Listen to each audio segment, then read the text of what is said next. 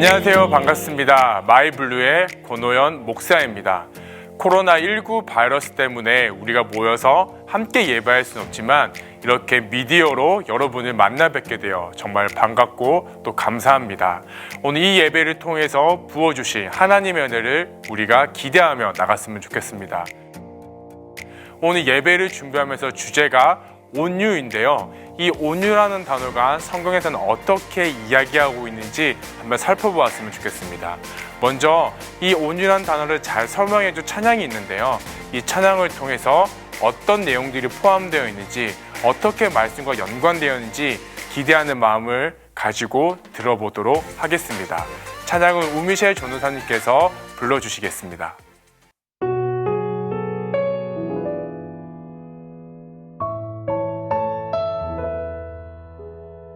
아무것도 두려워 말라.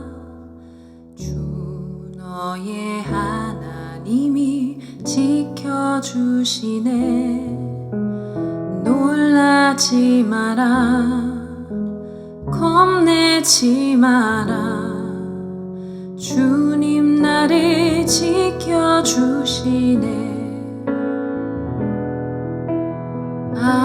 아무것도 두려워 말라. 주 너의 하나님이 지켜주시네. 놀라지 마라. 겁내지 마라. 주님 나를 지켜주시네.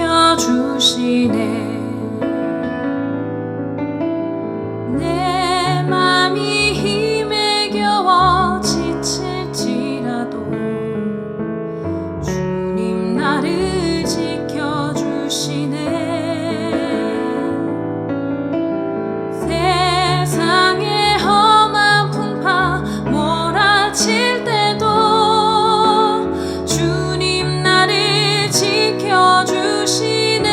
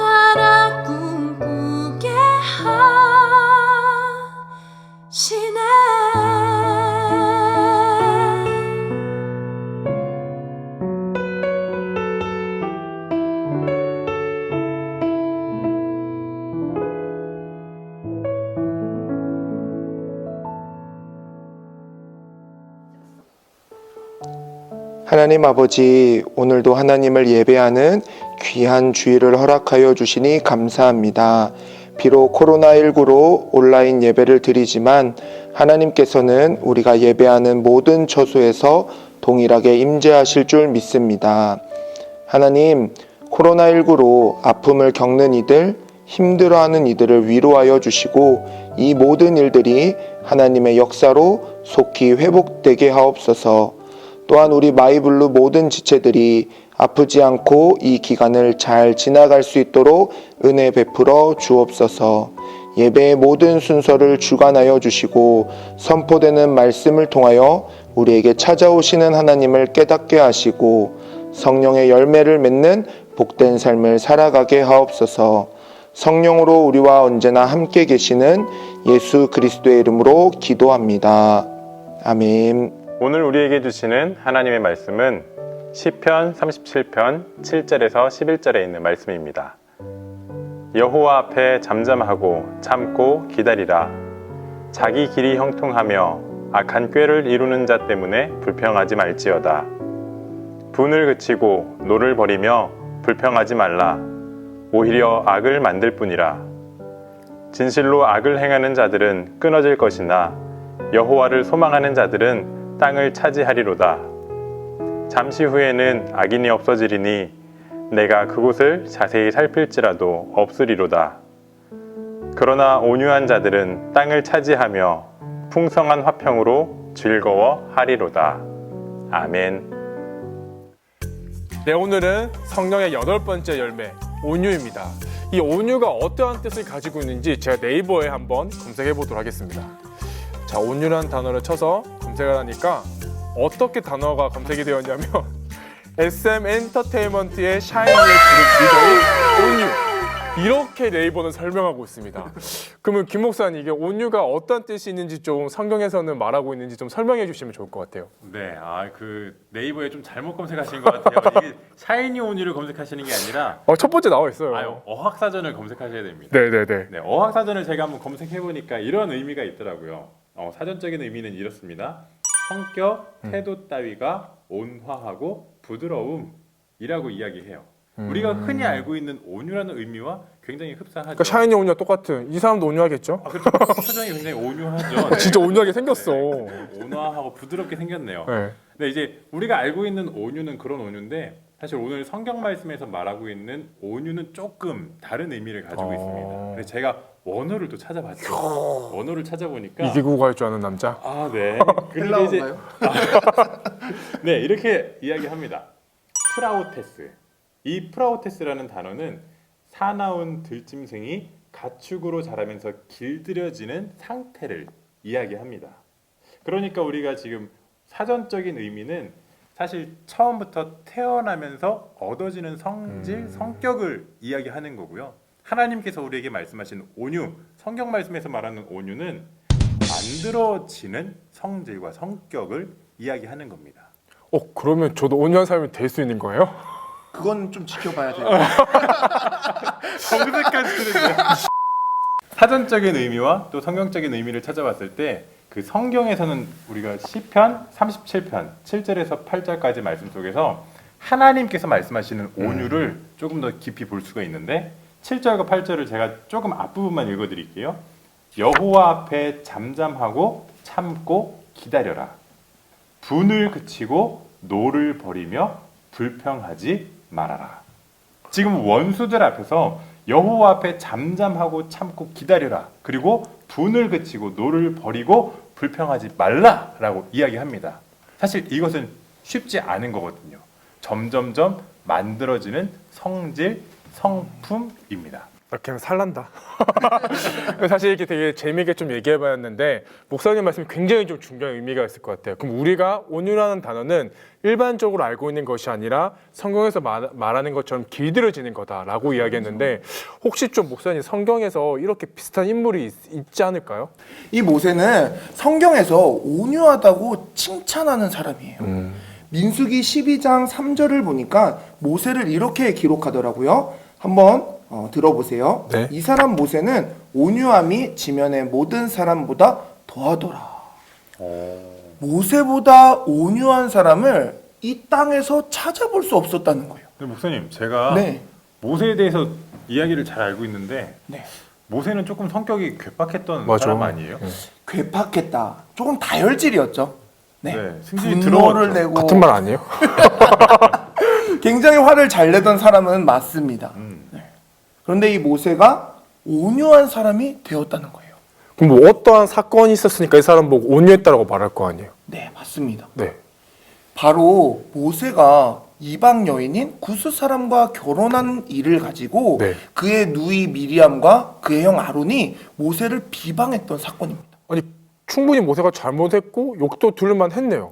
그렇죠. 이방령이나고 그때는 결혼하면 안 되죠. 왜 이렇게 모세를 감싸시는 거예요? 그렇죠? 아니 모세가 잘못했습니다. 네. 네. 계속 모세가 해보세요. 잘못했어요. 그런데 여기서 말하는 초점은 그런 초점이 아니라 이 미리암과 아론은 평소부터 모세에 대한 안 좋은 감정을 가지고 있었어요. 아. 네, 그 감정을 이 사건에 대입했던 거죠. 그럼 팩트 체크를 좀 해보면 네. 모세가 이방 여인과 결혼한 것은 잘못은 맞아 어떻게 보면 법적으로. 그렇죠. 근데 뭐 형과 누나 되는 사람들이 네. 이거 가지고 딱 말을 했어야 되는데 이거 가지고 이걸 가지고 말하는 게 아니라 자신의 감정을 섞어가지고 감정풀이를 해버린 거지. 그렇게 되 그러면 모세 입장에선 이게 아 내가 잘못했구나 내가 반성해야 되겠다 이게 아니라 화가 확 낼 수 있는 상황이겠네요. 그렇죠. 어. 근데 그 화가 확 나는 상황 속에서 모세가 화를 내지 않았다라는 겁니다. 달라졌네 사람이. 네, 사람이 달라졌어요. 옛날 같았으면 두 돌판 던져버리고 또 죽방 사람 날아가고. 멱살 잡고 또 이래야지 뭐 또 재미가 네, 있는 그래야 건데. 되는데 모세가 그렇게 하지 않고 화를 참아요. 화를 참고 있는 가운데 하나님이 누이 미리암을 벌하세요. 어. 누이가 문둥병에 걸려요. 네, 나병에 걸려. 피부가 이렇게 다 썩어집니다. 그때 모세가 누나를 보고 슬픔에 잠겨 하나님께 간절하게 기도해요. 모세가 이렇게 바뀌었습니다. 그럼 목사님 좀 궁금한 게 예를 들어서 모세가 변했다고 하잖아요. 네. 근데 내가 자고 일어났어. 근데 갑자기 어느 아침에 내가 온유해질 수는 없는 거잖아요. 맞습니다. 어떤 뭐 사건이 있어가지고 연단하는 과정이 있었지 않았을까요? 그거는 제가 조금 설명할 수 있을 것 같아요. 왜요? 오늘 시편 말씀이잖아요. 시편 네네. 말씀해 보니까 좀 중요한 단어가 있어요. 7절에 여호와 앞에 잠잠하고 참고 기다리라라고 여호와 이야기합니다. 앞에. 네. 어. 우리가 기억해야 될 게 여호와 앞에요. 앞에. 이 모세가 처음에 이제 하나님을 만나기 위해 십계명을 받기 위해서 하나님을 만나고 돌아오죠. 그때는 굉장히 마음이 풍성하게 따뜻했는데 그런데 갑자기 사람들을 보면서 두 돌판을 집어던졌다. 약간 이거 이런 거 아니에요? 수련회 때 은혜 받았어. 집에 돌아오면 다시 옛날 삶으로 돌아가. 편해지는 거죠. 그런 거지. 근데 다 쏟아버리는. 그 마음이 근데 왜 그럴까 봤는데 생각해 보니까 수련회 때는 2박 3일 동안 하나님 앞에 있잖아요. 그런데 집에 돌아오는 순간 어머니 앞에 컴퓨터 앞에, 스마트폰 앞에. 그렇게 되니까 여호와 앞에 있던 모든 온유함이 사라져 버리는 게 아닐까. 굉장히 중요한 포인트 같습니다. 그럼 아까 목사님이 말씀해준 단어랑 좀 연결을 지어보면 네. 훈련되어 간다라고 했잖아요. 네. 그럼 모세가 훈련되어 갔던 거는 내가 하나님을 만날 때만 내가 좋은 성품을 가진 사람이 아니라 내 눈앞에 하나님이 안 보여도 이제는 내 마음 가운데 계신 하나님을 인식하고 그 앞에서 내가 어떤 힘을 다 빼고 하나님을 마주했던 그런 날들이 하루하루 쌓여가면서 오늘 본문에서 말했던 것처럼 모세의 온유함이 지면을 덮었더라라고 말할 수 있는 그 성품까지 온 것 같아요. 그렇죠. 네. 그러면 이거를 우리 삶에 좀 적용해 볼 수 있을 것 같아요.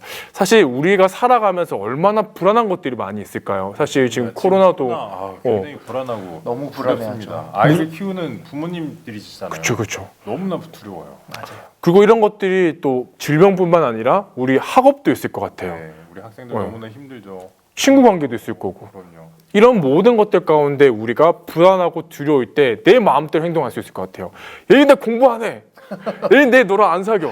너 얘 죽방 받아라. 뭐 이렇게 싸워버리거나 내 마음대로 분을 풀 수가 있을 것 같은데 오늘 모세가 훈련받은 것처럼 우리가 하나님 앞에 섰을 때 그때부터 어떤 일이 작용하죠? 내가 일하는 게 아니라 하나님의 일하심을 내가 바라볼 수 있기 때문에 두려워할 필요도 없고 화낼 필요도 없어요. 하나님 일할 거니까.